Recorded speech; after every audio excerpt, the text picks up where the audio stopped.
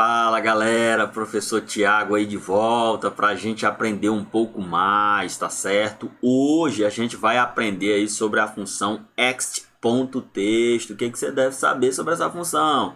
Você deve saber que essa função serve para extrair parte de um texto, beleza? Então você vai ver comigo agora como é que a Microsoft estruturou ela, tá bom? Então bora lá. O que eu quero que vocês notem aí, ó? Função ext.text. Para que serve, ó? Serve para retornar ou retorna um número específico de caracteres, ó. Número específico de caracteres. Aqui são os parâmetros que vocês vão já ver comigo na prática, tá? Esse aqui é o primeiro. Número específico de caracteres de uma cadeia de texto. Começando na posição específica, que quem determina essa posição é nós, tá? No caso você ou eu, ou quem estiver utilizando a questão em prova, tá? Com base no número de caracteres especificado. Beleza, professor, o senhor leu aí para nós. O texto eu entendi, mas a prática ainda não é real. Calma que tu vai já ver comigo, tá?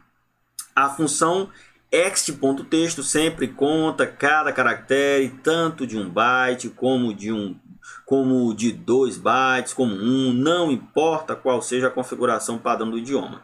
Essas duas configurações aqui, essas três na verdade, essas três configurações não, esses dois textos aqui, três na verdade, todos vêm do site da Microsoft, tá? Eu fiz questão de colocar esses dois últimos aqui, ó, principalmente esse, eles são um texto bem, um pouquinho complicado, mas está lá na página, eu resolvi trazer para vocês. Olha o que ele diz, né? Que os idiomas compatíveis com linguagens de conjunto de caracteres de 2 bytes, DBCS, inclui o japonês, o chinês simplificado, o chinês tradicional e o coreano. Beleza. Tá, professor, entendi. Esse monte de informação aí. O que é que serve? Vamos resumir aqui. Função ext.text serve para quê? Para extrair parte de um texto. Pronto. Partindo disso aí, a gente vai conhecer agora a estrutura dela. Olha só. O que é que você deve saber? Deixa eu estruturar logo para você. Eu vou botar aqui as três informações para você ficar ligado logo. Ó. Olha só. A primeira informação que você tem aqui é o texto. Tá bom? Você vai passar aqui a cadeia de texto. Olha só. Primeiro que ela é obrigatória. O que que diz aí? Ó? Você vai passar a cadeia de texto que contém os caracteres que você deseja extrair. Bom, aí você pode passar o texto diretamente na função ou fazer uma referência. Ok. Segundo argumento, nós temos aqui, ó, número inicial. Significa ali, ó, a posição do primeiro caractere que você deseja extrair. E é o que, ó, obrigatório. Posição do primeiro caractere que você deseja extrair aí do texto. Aí nesse exato momento você deve estar se perguntando, sim, o que diabo é caractere? Que troço é esse? Que zorra é essa? Calma, eu vou já te explicar. Vamos logo ver a estrutura. Tu vai entender. Presta atenção. O último argumento está aqui, é o número do caractere, o número de caracteres. Quantos caracteres você quer copiar? O que ele diz aqui? Ó? Especifica o número de caracteres, que é a função ext.text, né, deve retornar. E ele é o que? Ó, obrigatório. Então veja que as três funções são obrigatórias. Tá bom? Então bora bem aqui. Eu coloquei exatamente aqui um exemplo para você ver.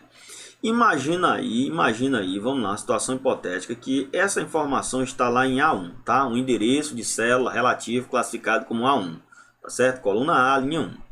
Beleza, o que é que eu devo saber? O que você deve saber é que toda representação ela é identificada como um caractere. Ainda que seja um espaço que você não visualize, que você não veja o espaço ali, tá certo? Ele é um caractere. Por exemplo, se você for contar aqui, ó, o M, ele é um caractere, tá certo? Ó, o I, ele é o segundo caractere. Vou botar aqui um do M. O 2, que é o I, é o caractere. O S é o 3. O H é o 4. O A é o 5, o I é o 6 e o M é o 7. Então você vai observar que tem 7 caracteres, beleza? Então o que é que essa função serve? Ela serve para quê? Para extrair parte de um texto. Observe que os caracteres não começam em posição 0. Beleza? Já já você vai ver uma prática comigo. Então eu poderia aqui dizer o seguinte, ó, que esse texto aqui é A1. Lembrando que A1 está aqui, ó, e A1 significa Michaim.